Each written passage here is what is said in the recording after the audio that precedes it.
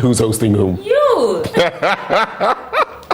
Well, here we are. She's hosting me. I thought you would go, as always, talk about how you were hosting me. Welcome back on the show. Benjamin Right. has joined me for the news review. Although this is your bit, you know. This is my what I asked. But I like to host you, Benjamin. How are you feeling this morning? It's Friday, and we are sort of matching this morning. It's good it's a Friday because Mantaya, let me just leave it that way. I had quite an experience yesterday. Yesterday was hectic. The week has been hectic. We've been out and about, doing what we need to bring the best of content to our viewers. Sometimes they have no idea what it takes to do this back to back, but we do it for God and country. I must say, though, that this is becoming a problem.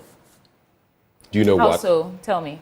The fact that we unintentionally, from time to time, use the same colors. So I get in and I look at her and I'm like, hey, what's going on? It's been happening quite a bit. Yeah, it's telepathy, We're sort of communicating. Telepathy? Yeah, we're communicating in the spirit. Or perhaps, there's I read some sort of research that was conducted that if you're a professor, for instance, you teach Sunday school. Let me use you as an example. If you go to Sunday school this weekend and you keep saying red, you repeat the word red like 10, 20 times. There's a likelihood that your children might pick something red the next morning because it's been ingrained in their head. It's in their subconscious. So perhaps this is something that's happening. Although I do not remember anyone mentioning brown or whatever it says we're wearing. Well, I guess there are different shades of brown, though. But what you just said about the subconscious and repetitiveness reminds me of that 20-something movie, Focus. Will Smith is in it. Okay. They are... I wouldn't call them thieves because this is on a high level, but they do certain things. And there's a man, I think Wu is 5 in Chinese or something, and they kept showing him something along those lines. And eventually there was a gamble, and they gambled on something, and how they could tell he would pick 5 because they had subconsciously been priming him for the number 5, and he didn't even know. It's a movie you should check out. I think Margot Robbins, the same one who's in Barbie, was in it. But before we get cracking, let me just let you know that Endpoint Homeopathic Clinic helps us to bring you this segment every weekday. And as always, they're offering you, if you're a man, prostate screening for free. If you're a woman, fertility screening for free.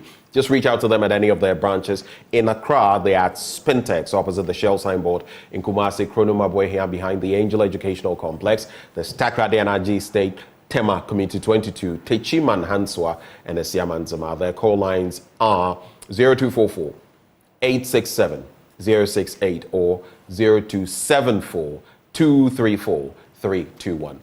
Endpoint Homeopathic Clinic, the end to chronic disease.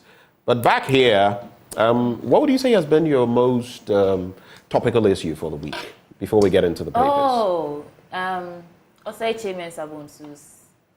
The saga. I don't know what's happening. On Tuesday, the majority holds a caucus and say the caucus holds a press conference and say that they don't intend to change their leadership. Right. I even saw one of my colleagues here asking about the issue, when he said no comments. I think it was our very own yes. Dixon, Dr. Dixon Adomaku Kisi spoke. We heard Joseph Osei Wusu, the first deputy speaker, among others. No, there's no intention to change leadership. No means no. And then suddenly he resigns. Matrikil. So for me, I'm curious to know what's happening. And then this morning, I find out Baumia has picked him to chair the manifesto. The manifesto committee. No, that's been in the works. No, yeah. So I'm thinking perhaps it was a long play coming, and we didn't see it. But if so, why the need for the press conference? Why trick us into thinking that you have no intention of changing your leadership? So that's what's been in my awareness. Maybe not trickery, maybe uncertainty, maybe not going about things the right way. Some people say he had been spoken to already, others say this and that. But there are others who have also suggested that this could go either way. It could go well, bode well for the MPP, or it could blow up in their faces, looking at, is Afenyo-Markin the right person? Maybe aggressive, yes, but does he have the tact and everything that is needed to? So it's a game that will play out ahead of election 2020. And this is the time all the players, start putting in their bets and pawns and whatever cards they have to play, because election year is here. And of course, we at Joy News are ready for you to serve you the update of everything as and when it happens, from both two major parties and the independent ones and the other ones who are vying for the enviable position to be president of this country. What about you, Benjamin? Yesterday, I saw you hosted the man contending Afenyo-Markin's seat. Yes, Mr. Kofi Annan. Yes, Mr. Kofi Annan. I had an interaction with him, James Kofi Annan. And he makes mention of very interesting dynamics. He was a member of the MPP. Yes. And then he switched and became a member of the NDC. He's been in the constituency. And one thing, he talks about the fact that he, without being a member of parliament, has single-handedly created lots of jobs. He owns a radio station. He owns this, that. I mean, I don't know whether there's a school in there. He says currently he employs 300 people. Yes. And I listened to some of it. I schooled in Winneba. So I was thinking to myself, maybe all these things happened after I left, because I haven't seen the school, the radio station, and all that. Right. That's why I brought it up. But Winneba has yes. So we have Windy Bay, Radio Windy Bay. We have one on But would you know who owns what? Yeah, well, okay. So that is the story. But something that he mentioned that I found worrying, the bit about his putting billboards out there, up to about 40, not just the big billboards. Some of them are small, but the big ones, I think he mentioned about 11, and they have been vandalized. Do you remember Cheddar? Yes. Nana Kwame Bediako. His billboards were vandalized and all of that. And this one, he says, James Kofi Annan says, his billboards are literally cut from the base, cut off, and replaced with billboards bearing the image of Afenyo-Markin. Yeah. So that's where it becomes a bit, he was talking about the provocations and everything in between, and that the central region, I believe he's the lead communicator or something of the sort in the central region for the NDC, should go the way of John Mahama and all of that, and that he has done way more health and all of that. I mean, that was what he mentioned. There could be arguments from the other side. But I think, especially in respect of how politics is done, we have to keep it civil. Treat the other person. It's unusual that, our politicians use facilities and, resources to play a game of who wins political advantage. Yesterday, I was at the Chips compound, Benjamin. Right. Oh, God, they nearly pushed me over the edge. And it turns out that facility was completed in 2016 and commissioned under former President John Mahama's presidency, administration. But they've used the place for various activities, child weighing centers, as registration center for Ghana card and other activities. Yet they're refusing to operationalize it for the intended purpose. So when the current administration needs to use the facility, they open it up and do whatever they need to do. While then they shut it again. Then they shut it again. When we got there, it was under lock and key. And then the guy told us, the guy from the NPP, the one communicating for the NPP, said there were no lights and there were no equipment in there. And I see you wanted to get in there to check whether there was equipment or not. And did they allow you to? Oh, no, but they opened the gate, so we couldn't get into the building. And so after that, I asked the cameraman he brought something and said, we can test if there's light. I said, yeah, go ahead, test if there's light. And he tested, and there was light. And I told him, so they did something electrical just to check, because there are ways, and there are even these testers. Yes, we tested for it. So it turns out that truly... it turns out that they were not being honest. No, they weren't being when they were telling you there was no light in the place. And that the place was not well equipped to be operationalized. So and that was why they were resisting when you said, okay, if there's no light and there's no equipment in there, let's see what's inside. But that's stunning. This place is supposed to augment the services of LECMA and the other hospitals, because, Teshi is a close-knit community, and getting to LECMA in the case of an emergency is difficult.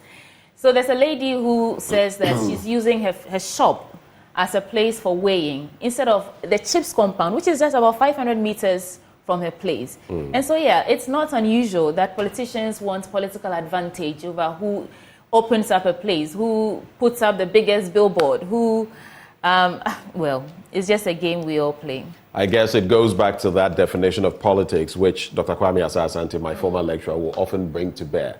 Politics was defined by someone, I've forgotten the person, but as who gets what, when, and how. Politics. Who gets what? How it matters. Who gets what, when, and how. And if you look at it, you'll find out that these are things that reverberate throughout society. But let's get into the papers. Yes. I have the Daily Graphic and the Daily Statesman. What do you have? Daily Guide and the New Finder. Let's start from your end. On the front page of the Daily Guide, it says, Baumia picks Chairman Sabunsu to chair NPP manifesto. And then the interesting story of Hajia Foro, Ghanaian socialite, if I should call her that. She's been speaking, hasn't she? Yes, that she's guilty. And she deactivates all her social media platforms right after this revelation that she was indeed involved in organized crime. I watched Up Front with Raymond Akwa, who hosted someone from Yoko, and he said it's not actually a crime to find love or to trick someone with, promises of love and affection. Matricule. But the crime have you ever felt victim, before I continue? Fallen victim to what? Has someone ever tricked you to fall in love with the person and you find out that it's not actually love or affection, they're coming for something. They have I remember a bit of one. A bit of one. So Obi, there's a series of it. Obi, no. But I'm saying that. But I'm saying that there was this one person, maybe two, there's a lot of dishonesty out there. Yeah, and so that's why you have to be very careful about some of these no situations. grief for anybody. But it's no, we very don't go common. grief for anybody. It's very common for women to lead men on to think that they are in for... Or maybe the other side, it's becoming very common, especially in Ghana, for men too, to think that once a woman is being nice to me, she wants to have something to do with me. Yeah. It's also there. It's both sides. I hear of stories all the time, and you should realize that just because she's nice to you and doing this and that does not mean... In most cases. So sometimes test the waters, as in dip your toe in and find out before dip your toe in? Yes. Okay. Be sure. I mean, know whether it is X or Y, but don't go assuming. I've heard weird stories of people who assumed, and then a lot of a sudden it's like, but I was being nice to you because now why are you? But how will you know? For example, this thing, it's not just women out there who are tricking men. Some men even pose as women online just to trick people. Cybercrime. Yes. So how do you know? How do you confirm? Even when you request a video call, they have mechanisms in place to make you believe that you're indeed speaking with a woman. And now with AI, I think it's over 200 million euros or dollars or so. Someone was tricked at a bank. The person had gone through all the protocols. They even had a meeting. You could see the people and talking like a board meeting. Everything was AI and deepfake. Yesterday, I was listening to a program on the BBC where it's become so, recently there was something purportedly from Biden, which was not from Biden. AI deepfake. And the technology is getting, we've been attacked here. My face has been used, bless her, so guys' face, those infomercials and all of that. The information on Gmail. There was a notice going around that Gmail will be shutting down. Which was fake. Those usually you would take them with a grain of salt immediately. Yeah. But I'm saying it's become very... And there's this company that has come up with an app. So here's the technology they are using to determine whether it is a fake voice on the other end. Okay. Because there are people from Ghana calling people in Latin America, in Europe. And do you know what they're doing now? If the person speaks, the person will obviously not sound European or Latino or Latina. So now they are putting those through AI. So the person is in Ghana or Nigeria or wherever, and yes, we do these things, let's not pretend, and speaking, but it's coming out with an accent as though they were from. That's how much it's developed. But there's a company that, to test it, they have a process where they can test the sound, and do you know what they are using? Your pulse. So if there's no pulse, it's a robot, it's automated, it's AI. If there's a pulse, then it's a human, it's a real human being interacting. This is a Mission Impossible level. That's how we are. They used to do I'm starting to believe that everything we see in movies, you know, the technology, the advancement, the time will come when these become our reality. Because everything we see, in fact, is created out of thought. Somebody thought about it and then decided to try and see if it will work. So there was a time that you can only watch stuff like that in a movie, James Bond and Mission Impossible, and we're doing it right now. So right now you for shine your eye, because this year we no go hashtag no we no go green for anybody. All right, so let me do the story on Bawumia's pick. So, Bawumia picks Chairman Sabonsu to chair MPP manifesto. The flag bearer of the New Patriotic Party, Dr. Mahmoud Bawumia, has set up a manifesto committee for the 2024 general election, which is chaired by former Majority Leader Osei Chei Mensah Bonsu. Mensah Bonsu reportedly resigned as Majority Leader of the 8th Parliament following a marathon meeting with President Akufo-Addo, members of the Majority Caucus, and national officers of the NPP at the Jubilee House on Wednesday evening. Daily Guide gathered that at the meeting, Chei Bonsu, who is the MP for Swami, tendered his resignation and thanked the president and his fellow MPs for the opportunity to serve the party in Parliament. Now, on the issue of unity, according to sources, Mr. Chei Mensah Bonsu stated at the meeting that he had served the party to the best of his ability and did not want to be the center of the storm. So there's a storm. So he was stepping down to allow unity and peace within the party's ranks to successfully prosecute the Breaking the Eight agenda. Benjamin. Well, it may not necessarily be that he's indicating there's a storm, because the eye of the storm is the most active, the most focused place. So maybe he's saying, I'm moving away from being the focus, the number whatever in my party. You remember the issue of the speaker, and I'm number 3 and you are number what? So he is number 1 in Parliament as far as the MPP is concerned, but maybe no longer. But that was a little conflict there, you know, in the beginning. But it's good that they've cleared the air, he's gone, and now we know he's stepping into other shoes, and, you know. So let's just keep monitoring and see how that fares. Yeah. Sexy Dondon is it? Oh, no.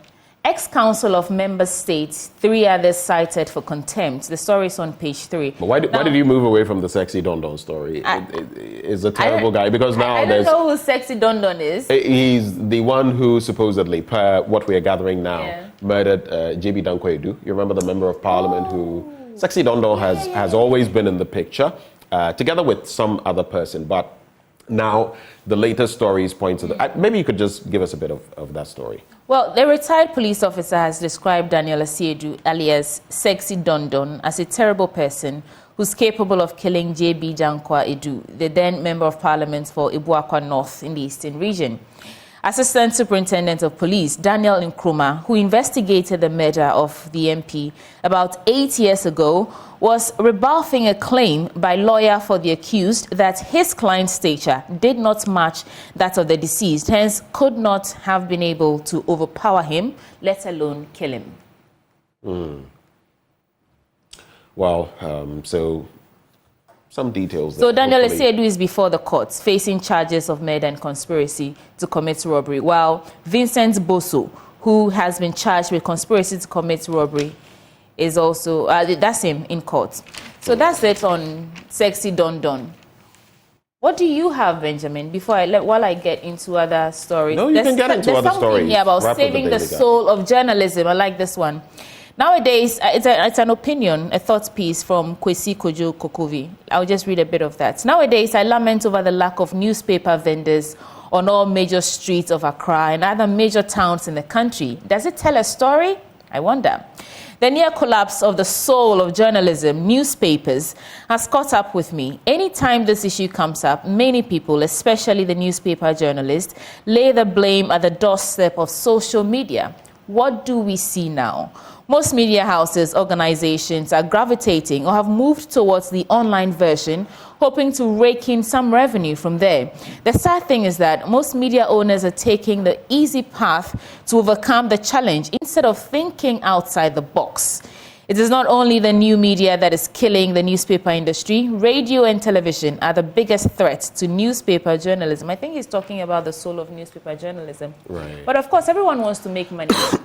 the company, these media organizations need to be able to pay themselves, keep running, So if we are moving towards avenues that actually bring in income, I don't see anything wrong with that. So perhaps the newspapers or the newspaper journalists need to do more for themselves to put their papers out there and, gain some relevance so that they can also make revenue for themselves. But of course, there are apps that give you the headlines, the newspapers, all the stories. In fact, it breaks on the internet before it appears in the paper. So there's a delay. If you're only waiting to get your stories from the newspaper, you'll be left behind. So I understand where he's coming from, but I think it's also the responsibility of each one for himself. You, the newspaper organization, what are you doing to ensure that you're raking in some revenue and you're not booted out of, relevance? What do you think, though?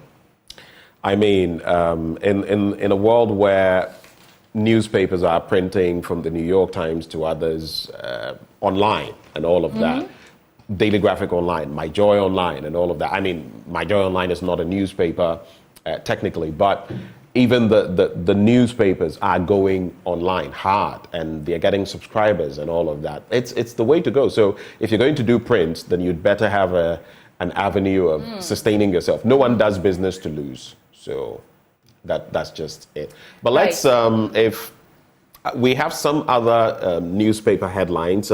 We have the Daily Dispatch. Maybe we'll start with the Daily Dispatch. Look at what the Daily Dispatch has to share with us this morning by way of the headlines. There's the Chronicle, the Weekend Crusading Guide, and the Finder as well. All right, so maybe I'll start with the Daily Graphic newspaper. That is if you're done with the Daily Guide. Yes. Okay. I am. So 6 years after completion, Ho Airport ghosts down. YEA employs 282 PWDs, include former toll booth workers.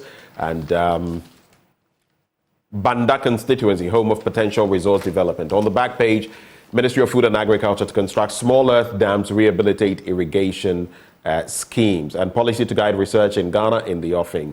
We're still doing dams, huh? Okay.